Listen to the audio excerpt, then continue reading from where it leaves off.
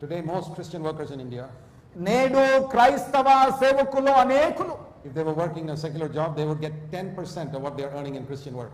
వారు క్రైస్తవ పరిచర్యలో ఎంత సంపాదిస్తున్నారో దానిలో వారు గనక ఉద్యోగస్తులైతే కేవలం 10% వారికి జీతం ఉండేది. Christian work has become profitable for them. It's a means of gain, not sacrifice.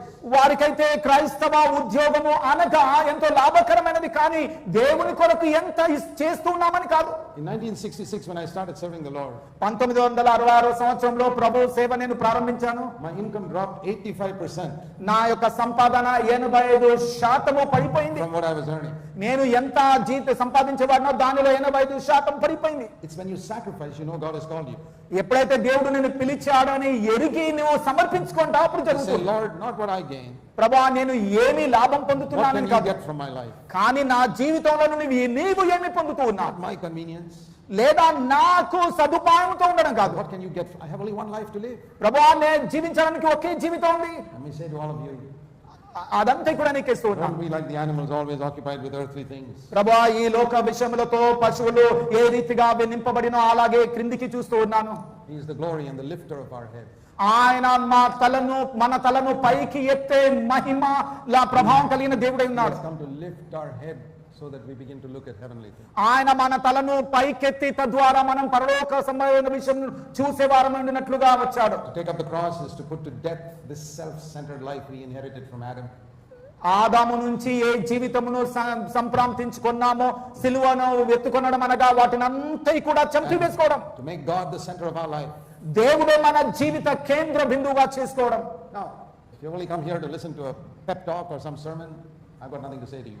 మీరు గనక ఒక ఇంట్లో పెంపుడు కుక్క యొక్క స్వరం వినడానికి వస్తే లేదా ఏదో ఒక ప్రసంగం వినడానికి వస్తే అయితే నేను చెప్పడానికి ఏం లేదు. If you're serious about wanting to make the most of your life, మీ జీవితం అంతా కూడా ప్రయోజనకరంగా చేసుకోవాలని ఆ తీవ్రంగా మీరు ఆలోచిస్తే, and if you're young, you're really lucky to hear this right now.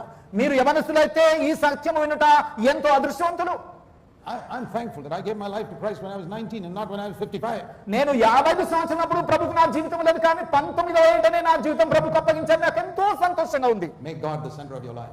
మీ జీవిత కేంద్రంగా దేవునిని చేసుకోనండి. Don't have a Christianity where you are always thinking what you can get from God. దేవుని నుంచి నువ్వు ఏది పొందుతావు, ఎంత పొందుతామనే అలాంటి క్రైస్తవ్యము నువ్వు కలిగి That is ఉండకూడదు. a false Christianity. అది తప్పుడు క్రైస్తవ్యము. Think of what God can get from you. నువ్వు ఆలోచించాలి, దేవుడు నీ నుండి ఏమి పొందగలుగుతున్నావు. That is true Christianity. అది నిజమైన క్రైస్తవ్యం. Then you'll come to the end of your life and you won't have any regret over the way you have lived.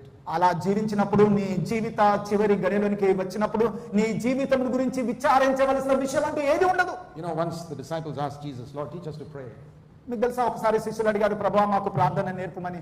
And the Lord said, I'll teach you. ప్రభు అన్నాడు, సరే నేను మీకు నేర్పిస్తాను. First of all, stop calling God God. Say, our Father who art in heaven. మొదట దేవుడిని పిలవడం మానివేయండి, ఆయన తండ్రి అని పిలవండి. He's your daddy.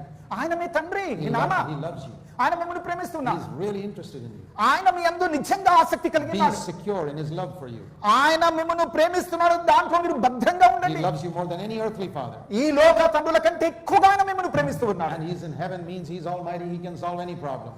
ఆయన పరలోకంలో ఉన్నాడనగా ఆయన మీ ప్రతి సమస్యను కూడా పరిష్కరించగలడు. There is no problem in your life that almighty God cannot solve. దేవుడు పరిష్కరించినటువంటి సర్వశక్తుడు పరిష్కరించిన సమస్య అంటూ నీ జీవితంలో ఏది ఉండదు. That is, it's better to know God than to know the most influential person in your country. నీ దేశంలో అతి పేరు ప్రఖ్యాతి కలిగిన వ్యక్తులను ఎరిగి ఉండడం కన్నా దేవుని తెలుసుకోవడం మేలు. The president and prime minister of India can't solve some of your problems. మన దేశ రాష్ట్రపతి అయినా ప్రధానమంత్రి అయినా నీ సమస్యలను వారు పరిష్కరించలేరు. You may know some influential people, but certain problems even they can't solve. మీరు మంచి ప్రభావము ప్రఖ్యాతి కలిగిన వ్యక్తులను తెలుసుకుని ఉండొచ్చు, కానీ మీ సమస్యలో వారు తీర్చలేరు. God can solve everything.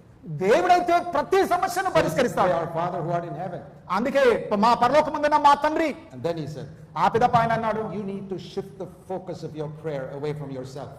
నీ నుండి నీ ప్రార్థన వైఖరిని దూరంగా మలుచుకోవాలి. How do most people pray?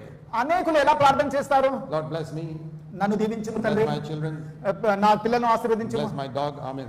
నా కుక్కను కూడా దీవించుము, ఆమేన్. This is how many people pray. ఇలాగే అందరూ అనేకులు ప్రార్థన All చేస్తారు. centered in themselves. అవన్నీ కూడా తమకు కేంద్రీకృతమైనటువంటివి. That's not the way to pray. కానీ ప్రార్థించే విధానము అది కాదు. Say, Father, చెప్పండి, తండ్రి, your name must be glorified in India. భారతదేశంలో మీ నామము మహిమపరచబడాలి. Let people respect and hold your name, the name of Jesus, as holy. యేసు నామము పరిశుద్ధమని ప్రజలు ఎరిగి గౌరవించి నిన్ను మహిమపరచినట్లుగా That చేయండి. must be your number one request. అదే మీ ప్రప్రథమైనటువంటి మనవి అయి ఉండాలి. Oh Lord, let your kingdom come to this. ఓ ప్రభువా, నీ రాజ్యము ఇక్కడికి వచ్చును గాక, ఈ భూమికి వచ్చును గాక. Let your will be done in my life. నా జీవితంలో నీ చిత్తము నెరవేర్చబడును గాక. That's more important than healing my backache or my headache. నా వెన్నుపూసనో నా తలనొప్పి తీసివేయడం కన్నా అది చాలా Your ప్రాముఖ్యమైనది. name, your kingdom, your will. నీ నామము, నీ రాజ్యము, నీ చిత్తము. And then we come to our needs. ఆ పిదప మన అవసరతలకు రావాలి. And the prayer is not give me my daily bread, it is give us our daily bread. నా అనుదిన ఆహారం నాకివ్వమని కాదు, మా అనుదిన ఆహారము మాకివ్వండి. You know, in our prayers, mostly it is I, me, mine. చూడండి, మన ప్రార్థన అనేక పరంలో నేను, నాది, మాది. But have you noticed in the Lord's Prayer, there's no I, there's no me, there's no mine. చూడండి, ప్రభు నేర్పిన పరలోక ప్రార్థనలో నేను, నాది అనేది అసలు ఉండనే లేదు. Thy name, thy kingdom, thy will. నీ నామము, నీ రాజ్యము, నీ చిత్తము. And then it comes to our bread. ఆ పిదప మా ఆహారము. Forgive us our sins. మా పాపములను క్షమించుము. Deliver us from evil. మమ్మను కీడు నుండి What తప్పించుము. is the Lord teaching us? చూడండి, ప్రభు ఎంతగా నేర్పిస్తున్నారు. True Christianity is where you put God in the center. నిజమైన క్రైస్తవ్యమును దేవుణ్ణి కేంద్రంగా ఉంచుకోవడం. And then you don't think only of yourself, you think of your brother. ఆ పిదప నీ విషయం ఆలోచించడం కాదు, నీ సోదరుల విషయం ఆలోచించడం. If you have some excess and a brother is in need, you'll give it to him to help him. నీలో కనుక ఎక్కువగా ఉన్నట్లయితే అవసరతలో ఉన్న నీ సోదరులకు సహాయం చేస్తూ వారికి ఇవ్వాలి.